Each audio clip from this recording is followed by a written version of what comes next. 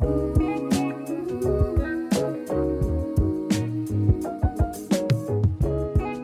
again, everybody. Ben Jarofsky here. We're calling this Parking Follies Friday, and here's why. Christian Mitchell standing by. An old friend, hasn't been on the show in a long time. He's J.B. Pritzker's running mate, lieutenant gubernatorial candidate. Is that saying it correctly? Former state representative. I used to have breakfast with Christian Mitchell from time to time back in the old days when he was a state rep. From the Hyde Park area, we'd sit down at various pancake places, and he would make fun of me because he said, "Reader guys love their breakfasts. What's with you guys?" He's alluding to Mick Donkey. But the truth, we love omelets and pancakes. And then Christian and I were supposed to be talking politics. We ended up talking about sports, mainly boxing. But we're going to bring him on a little bit. I just got to get to, speaking of Mick Donkey, he's got him in the show next week. So this is kind of a promotion. We're going to take a deep dive on the parking meters and the latest chapter in that saga. If you recall, the city of Chicago back in 2008, before Christian Mitchell was in politics, he was just a young man in those days. I don't even know what he was doing. Was he still in high school? College, maybe.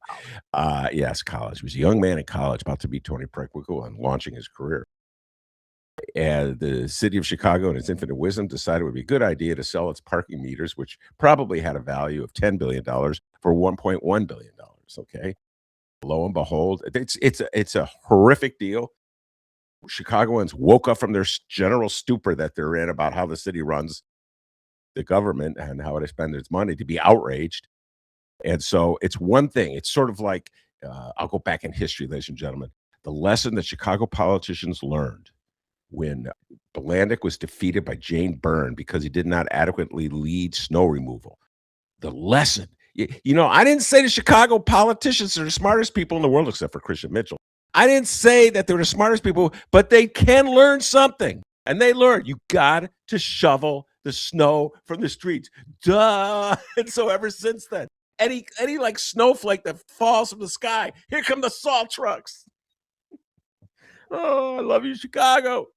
So anyway, in the outrage over the parking meter sale, Chicago politicians have learned you got to be against the parking meter deal. Okay, it's like it's an outrageous deal. If I had anything to do with it, it wouldn't happen.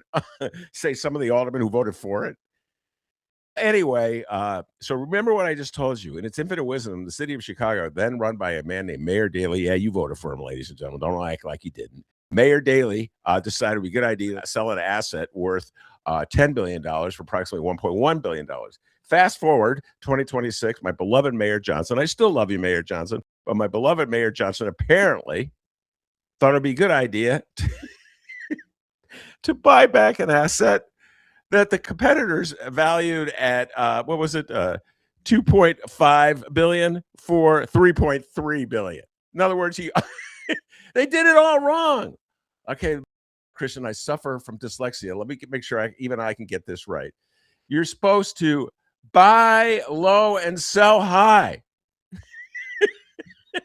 Chicago mayors. I know, I'll do it in reverse. And so the city council, this story has emerged in bits and pieces. Mayor Johnson and his crew said they can't tell what's going on because they signed non-disclosure agreements. The lawyer from the company that won the right to bid go, "Oh, no, there's no disclosure agreement. I'll tell you what the deals were." So we're learning. Does Chicago ever learn? Part of the problem with the 2008 sale is that they didn't tell us anything. Now here we are in 2026. They're still not telling us anything.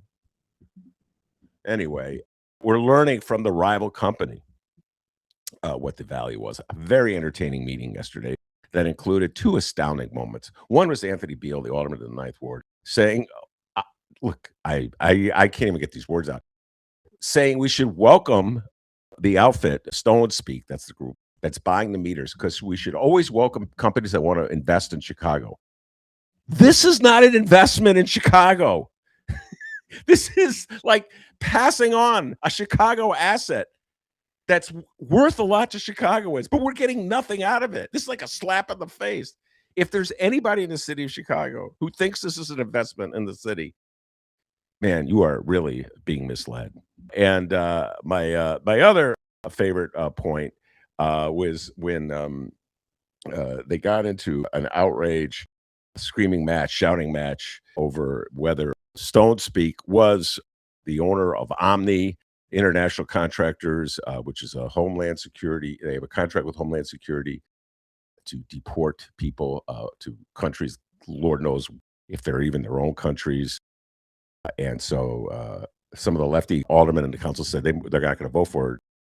And even though there's a threat from Dan Webb, who represents the current owner, that they have no choice. And I find that fascinating. I mean, I don't know if Christian's going to weigh in on this, but why have the city council approve a deal if they have no choice? I don't know if that's legal. Like, if you're going to, it's like sounds like an election in the Soviet Union in the days of Brezhnev. Like, yes, you can vote for Brezhnev, or yes, you can vote for Brezhnev. That's your choice. If the city council is the entity that has to decide whether they want to approve a sale, they get the opportunity to vote no, in my opinion. Now, Dan Webb goes, well, we'll sue. Okay, they'll sue. We go to court. Hey, let's get a jury trial. How about that? A jury trial in the city of Chicago on whether we sell the parking or we allow Chicago parking meters to sell the parking. I don't think Dan Webb would win that case. I know he's a good lawyer, but I don't think he's going to win that case. I'm hiring Christian Mitchell as my lawyer for that one. All right, ladies and gentlemen, I'm done. And we're going to bring on the great Christian Mitchell. Welcome back, Christian. Hey, good to see you, my friend. Glad to be here. Is there anything you want to add or correct about what I said? Do you want to defend your love for pancakes in the old days from when we used to have breakfast at various Hyde Park establishments? First of all, I don't think pancakes need defense. Something universal good. Who doesn't like pancakes? It's America's 250th anniversary, and I got a flag behind me, and the only thing more patriotic than that might be pancakes. So I will never defend that. As for the rest of it, I'll say I'm really happy to be running for statewide office as lieutenant governor. Fair enough. Stay out of it. I don't blame you.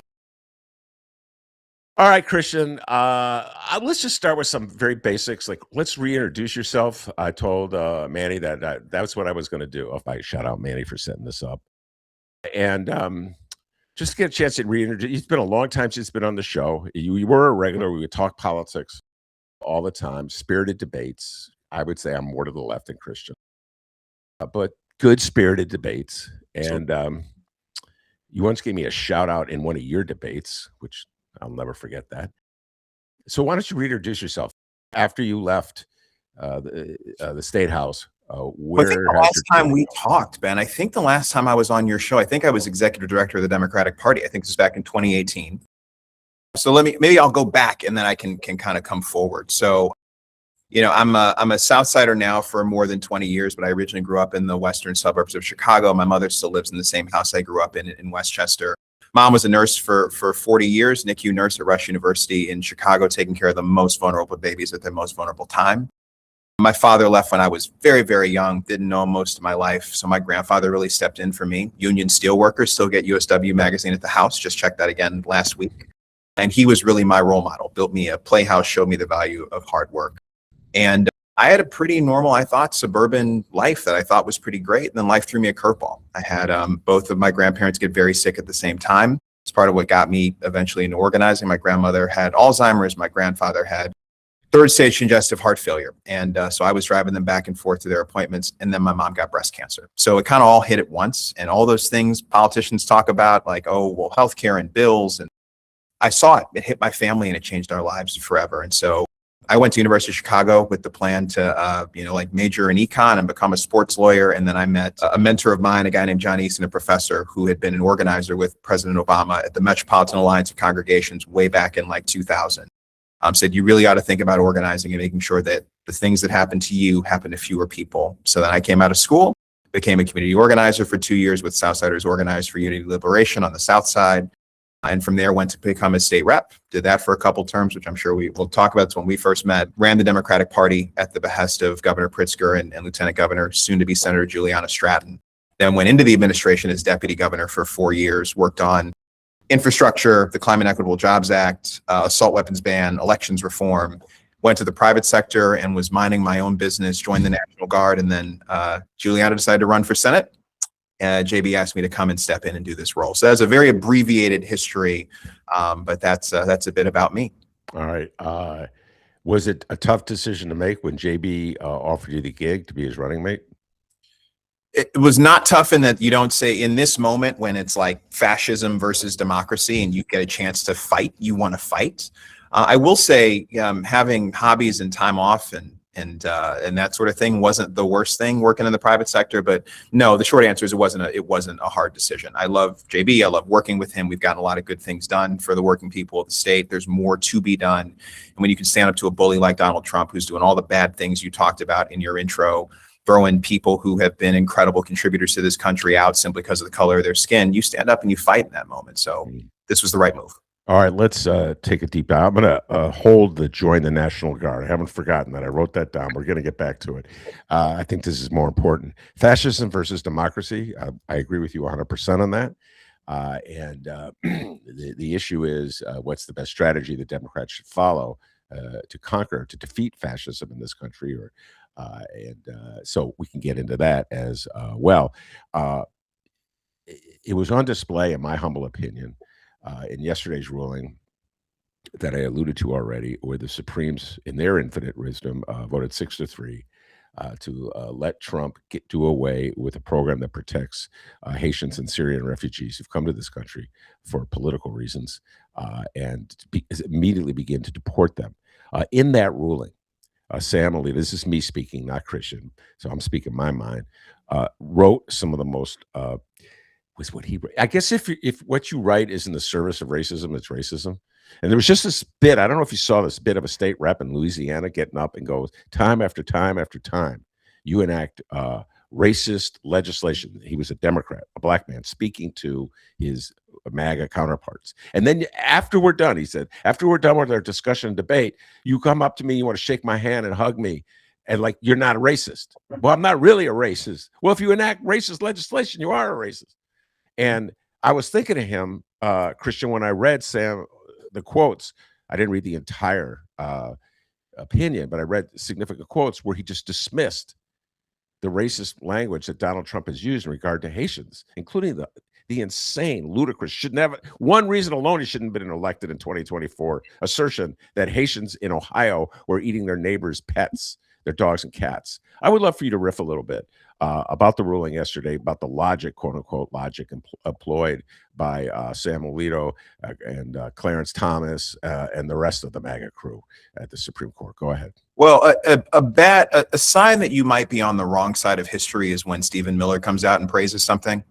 So when just to be, some things are pretty clear. So when Stephen Miller says this was a great decision, the Supreme Court's reasserted itself, that's probably a sign that you're on the side of the Proud Boys and other folks who believe in the blood and soil theory of what it means to be a citizen. I think it's tragic and personal on a number of levels for me. A lot of the language is used, yes, about Haitians. You mentioned eating their pets. My college roommate, Somali, brilliant guy. He is an anesthesiologist here in the state of Illinois, raising a wonderful family.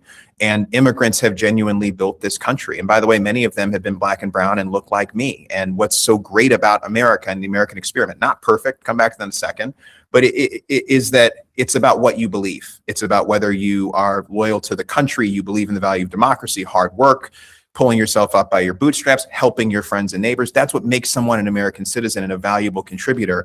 There are folks in the White House and in some cases on the Supreme Court who don't seem to agree with that proposition. That's a real problem for me.